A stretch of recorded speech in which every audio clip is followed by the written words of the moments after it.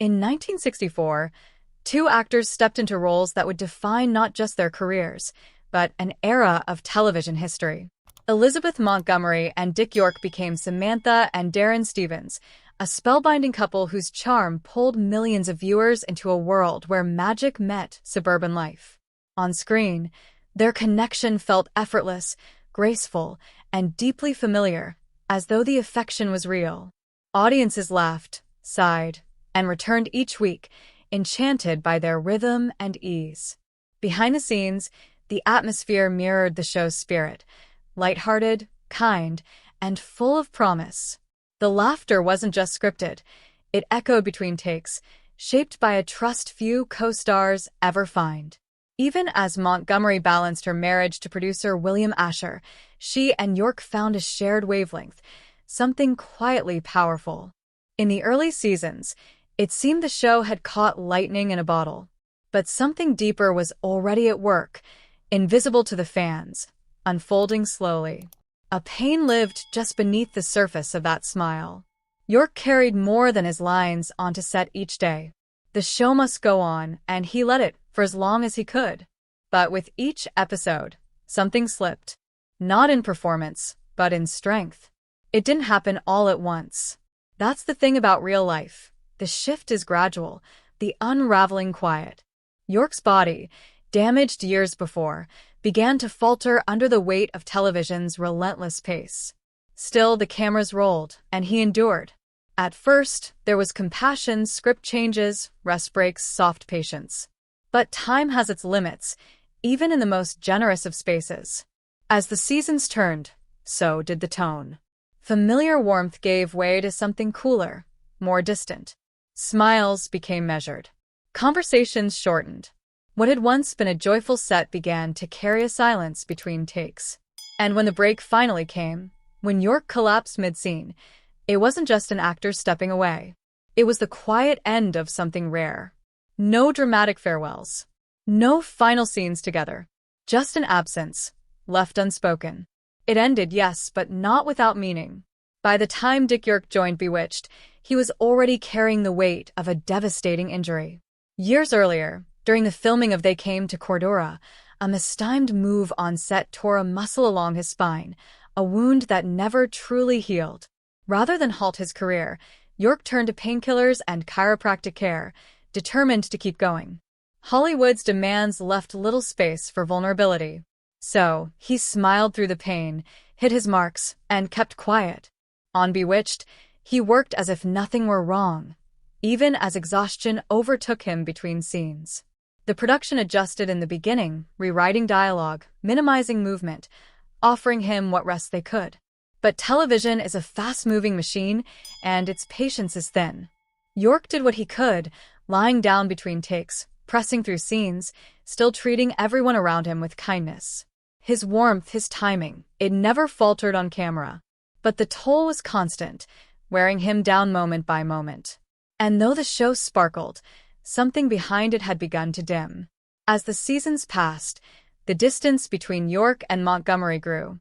What had once been an easy rapport now felt rehearsed, a shadow of its early closeness. At first, Montgomery showed concern, aware of his suffering. But by the fourth season, that concern began to fade. Crew members noticed the change, a coolness where there once was warmth. Her smiles became tight, her tone sharper. Some whispered that the constant delays wore her thin, that she resented the disruption to the show's rhythm. William Asher, her husband and the show's producer, had little sympathy for setbacks. Tensions mounted between him and York, clashing over schedules, reliability, and control. The joyful air of the earlier seasons gave way to something brittle. Moments that used to be filled with laughter were now measured, professional, and brief. York continued to push forward, determined not to be the weak link. But behind his steady performance was a man barely standing, pushing against limits that no longer held. Each day on set became a private battle, one Montgomery seemed less willing to witness. Eventually, the weight became too much to carry. During filming in the fifth season, York collapsed mid-scene, the pain overtaking him completely. The crew was stunned, frozen in a moment they couldn't reverse. This wasn't just a mishap, it was an ending. York asked for a short leave, a chance to recover and return, but the decision had already been made. Without farewell, without recognition, he was replaced. Dick Sargent stepped in quietly, the transition left unexplained within the show. Viewers were never told why Darren looked different, why the chemistry was gone. There were no goodbyes, no tributes, just absence, like a door closed silently behind him. What hurt more than the replacement was the silence that followed. Elizabeth Montgomery never reached out. Not a card, not a word. A partnership that had spanned 5 years ended without ceremony, without grace. Some believed Asher pushed for a clean break, while others sensed something more personal. York's letters went unanswered. His sadness, though never bitter, lingered quietly. The silence between them became its own kind of grief. In the years after, York's career faded. The roles stopped coming. His pain worsened. Alongside his devoted wife Joan, he faced poverty, illness, and near total obscurity. But even as his body failed, his spirit did not. He never lashed out, never blamed Montgomery publicly. Instead, he focused on what he could still give. Through a charity he helped build, York worked to support the homeless, using what little strength he had to bring others comfort. Confined to bed, he remained kind, even hopeful, still believing in reconciliation that never arrived. Montgomery, for her part, never spoke of York again. Not in interviews. Not in retrospectives. Not even when others did. The reason for her silence remains locked away, a mix of duty, guilt, or something deeper no one else could name. And so, their story was left unfinished, not with fire or fury, but with an aching quiet. A once vibrant bond, now remembered only by those who saw it form and felt it fade. There were smiles and tears. Sometimes, goodbye comes with gratitude. As York's absence became permanent and the studio moved forward without him, the silence left in his place became louder than any farewell could have been. There was no tribute, no moment of closure, just an unspoken understanding that his time had ended, and no one on the show would publicly look back. The character of Darren remained, but something in the show's energy had changed. Dick Sargent stepped into the role with professionalism, but he could never recreate the ease, the charm, the lived-in sincerity that York brought. Fans noticed. The chemistry was gone, and though the scripts carried on, the heart felt different. Still, production pressed ahead, brushing over the change as though nothing had happened. Behind the curtain, York struggled with more than physical pain. The lack of acknowledgement from those he had worked beside, especially Montgomery, left a wound that lingered beyond the end of his screen time. Friends close to York would later recall the letters he sent in hope of some reply, some shared memory, some final word. But the silence remained. He had vanished from the world of Bewitched, not just as an actor, but as a person. The man who had once filled a room with gentle humor and quiet resilience was now spoken of only in hushed tones, or not at all. Elizabeth Montgomery's silence was perhaps the most piercing of all. They had built something together, not just performances, but moments that touched millions. For 5 years, their faces had lit up American homes, their on-screen marriage feeling more real than most real ones. And yet, when the time came to part, no words passed between them. Crew members could only speculate. Some believed Montgomery's emotional withdrawal had started long before York collapsed, worn down by years of halted scenes and production delays.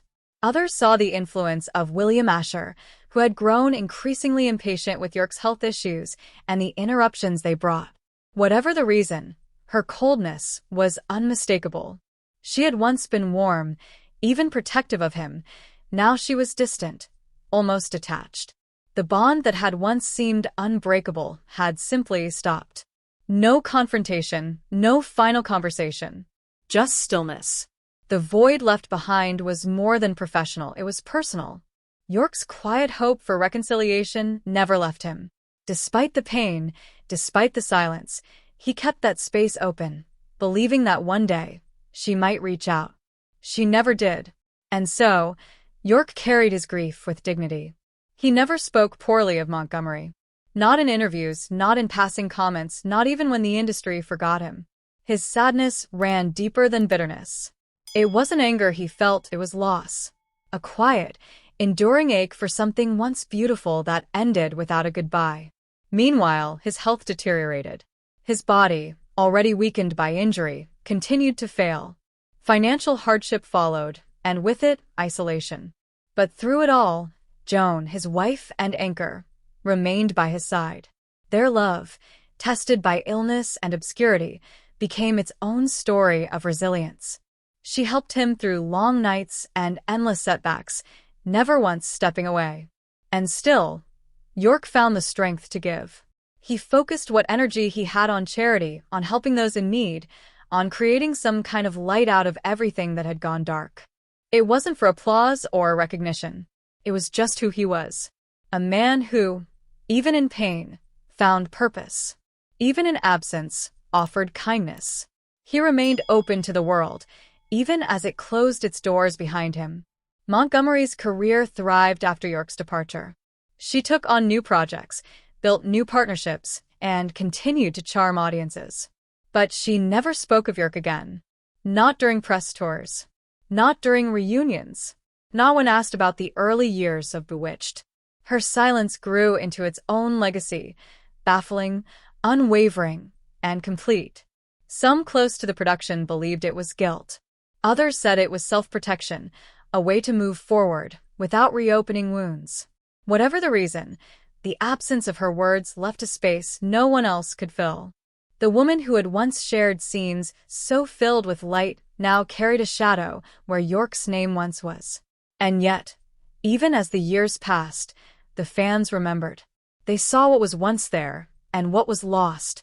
They remembered the spark between two actors who made magic feel real. The unraveling was quiet, but the memory remained. It ended, yes, but not without meaning. For those who watched and for the man who never forgot, it was more than just a role. It was something human, something real, and something that hurt when it was gone. Dick York passed away in 1992 at the age of 63. By then, his world had grown quiet, shaped by illness and memory, and anchored by the unwavering presence of his wife, Joan. The man who once brought laughter into millions of homes spent his final years far from the spotlight, often confined to a bed, yet still reaching outward. Through his charity work with Acting for Life, York found a different kind of role, not one seen on screen, but one that offered real help to people in need. It was a quiet purpose, meaningful and deeply human. He remained optimistic, gentle, and generous, even as his health steadily declined. Those who knew him during that time described a man of warmth, dignity, and resilience. And through it all, he held on to the belief that some bonds, even if frayed by time and silence, were never truly broken. He hoped for one last connection, one shared word between former co-stars. That moment never came. Montgomery never responded, never reached out. The distance remained, and with York's passing, the chance for closure slipped away. His legacy became something deeper than a role. It became the quiet endurance of a man who gave all he could and kept giving, even when there was little left. Montgomery's story continued, but the chapter involving York was never reopened. After his departure from Bewitched, she carried on with her career and life, never revisiting the painful separation that had shaped the latter half of the show. Even in interviews and retrospectives, she avoided his name, choosing silence where others might have offered tribute. The reasons for her choice remain locked in history, left to interpretation but never fully known. Some saw her silence as protection, others as regret, but whatever lay behind it, the outcome was the same. A relationship that once held so much warmth ended without a public word. The legacy of Bewitched endured, loved for its charm, its magic, and the joy it brought to television. Yet underneath that legacy was a story of two people once connected by timing, talent, and trust, only to be divided by pain, pressure, and circumstance. It wasn't scandal that ended them, or betrayal. It was something quieter. The kind of ending that doesn't announce itself, but settles in and stays. York's absence from her public narrative left a lasting gap, one viewers and colleagues quietly noticed. The charm remained on screen, but part of the truth was left untold. As time passed, fans continued to watch the early seasons of Bewitched, finding joy in the simplicity and affection that Montgomery and York brought to every scene. Their chemistry, natural, playful, and deeply believable, became part of television history. But for those who knew what had unfolded behind the scenes, there was always a second layer. A sadness behind the sparkle. A bond that never got its final act. York's contribution, though eventually overlooked by the industry, lived on in those performances. And for all the silence that followed, his presence was still felt by those who remembered the man behind the role. His struggle, quiet as it was, told a story of commitment that outlasted applause. And for Montgomery, the decision to never speak of him became part of her legacy, too, a choice that added mystery and weight to a chapter left unfinished. Together, they built something lasting, even if it ended in silence. There were no grand farewells, no reconciliations. Just the echo of something once whole, now gone. The story of Dick York and Elizabeth Montgomery isn't a tale of villains or heroes. It's a reflection of how life unfolds, imperfect, layered, and sometimes unresolved. Their time together gave audiences something rare, something sincere. And though it ended without clarity or comfort, it was not without value. The joy they shared on screen wasn't erased by what came after. It stood on its own, preserved in every rerun, every smile they exchanged under the lights. York's strength, even in decline, and Montgomery's silence, even in success, remain intertwined in the legacy of Bewitched. It ended, yes, but not without meaning.